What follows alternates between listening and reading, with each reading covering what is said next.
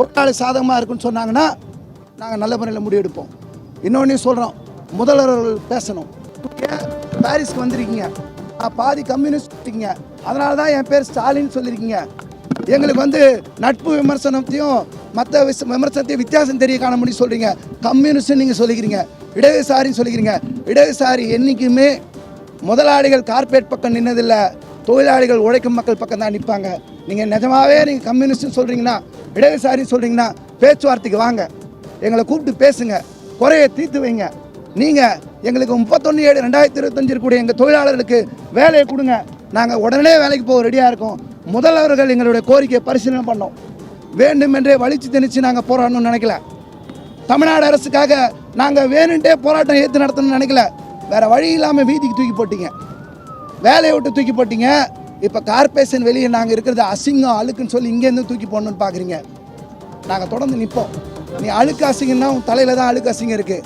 அந்த அழுக்க, அந்த குப்பையை, தலையில் இருக்கிற குப்பையை அகற்றும் வரைக்கும் எங்கள் போராட்டம் தொடரும். சார், நீங்கள் டெல்லியில் விவசாயிகள் போராட்டம் 1 வருஷத்துக்கு மேலே நடந்தது. நூற்றுக்கணக்கான வழக்குகள் போடப்பட்டது. இந்தியா முழுக்க ஷாஹின்பாக் போராட்டம் நடந்தது. மக்கள் தேர்ந்தெடுத்த இடங்களில் போராட்டம் நடத்தினார்கள். நாங்கள் முதல்ல போக்குவரத்துக்கு இடையூறாக போராட்டம் பண்ணுறோமான்னு ஃபஸ்ட்டு பார்ப்போம். நீதிமன்ற நடவடிக்கை ஒரு பக்கம் இருக்கட்டும், மக்கள் மன்றம்னு ஒன்று இருக்குது, அதுதான் எல்லாத்தோட பெருசு. சென்னை மாநகராட்சியாக இருக்கட்டும், தமிழ்நாடு அரசாக இருக்கட்டும், நீதிமன்றமாக இருக்கட்டும், மக்களுக்காகத்தான் எல்லாம். உச்ச நீதிமன்றம் ஒன்று இருக்குது, நாங்கள் மேல்முறையீடும் செய்வோம். நீதின்னு ஒன்று இருக்குது, நீதிபதி வித்தியாசப்படும், வேறுபடும். நாங்கள் நீதிக்கான போராட்டத்தை நடத்துகிறோம். மனிதர்களுடைய தீர்ப்பு வேறுபடலாம், எங்கள் போராட்டம் நிற்கும்.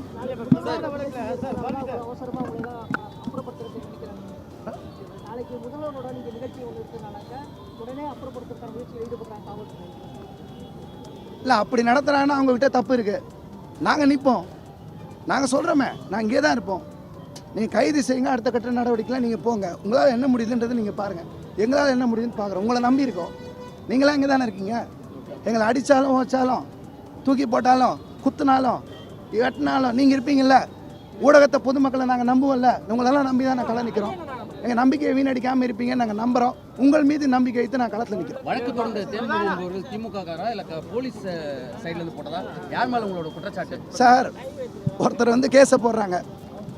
இங்கே இருக்கிற வீடியோ இருக்குல்ல, கிட்டத்தட்ட ஒரு 20 பக்கத்துக்கு இங்கே யாரெல்லாம் என்ன பேசுகிறாங்கன்னு டிரான்ஸ்லேஷனோட வச்சுருக்காங்க. பேப்பர் புகைப்படம்னு 20 பக்கத்துக்கு வச்சுருக்காங்க. ஒரு பொதுமக்கள் இங்கே ரோட்டில் உட்காந்து இங்கேயே தங்கி தூங்கி எடுத்து வீடியோ இருக்குன்னு மேலேருந்து எதனா கேமராவில் வீடியோ எடுத்துருப்பாங்களா, ஃபோட்டோ எடுத்துருப்பாங்களா? நீங்களே சொல்லுங்கள். ஒரு 40 பக்கம் எடுத்து போட்டால் யார் போட முடியும்? அப்புறம் யார் யார் என்ன பேசுனாங்க டிரான்ஸ்லேஷன் நீங்கள் முதல்ல போடுவீங்களா? ஒரு ஊடகத்துறையினர் நீங்கள் போயிட்டு டிரான்ஸ்லேஷன் பண்ணி இவர் இதை பேசுனார், அவர் இதை பேச, இதை போலீஸை தவிர, உளவுத்துறையை தவிர வேறு யாரும் செய்ய முடியாது.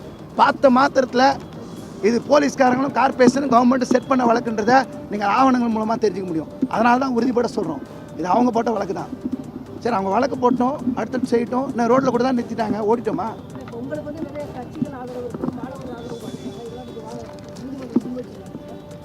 பேசவே விடலையே சார்.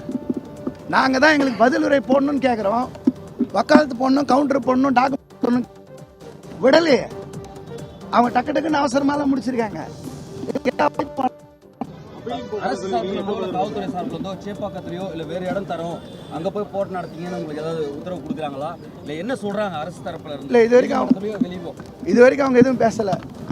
நீதிமன்றத்தில் அந்த மாதிரி சொல்ல. கோர்ட்டு தீர்ப்பில் ஒன்று சொல்கிறாங்க, அனுமதிக்கப்பட்ட இடத்துல போராடலாம்னு சொல்கிறாங்க.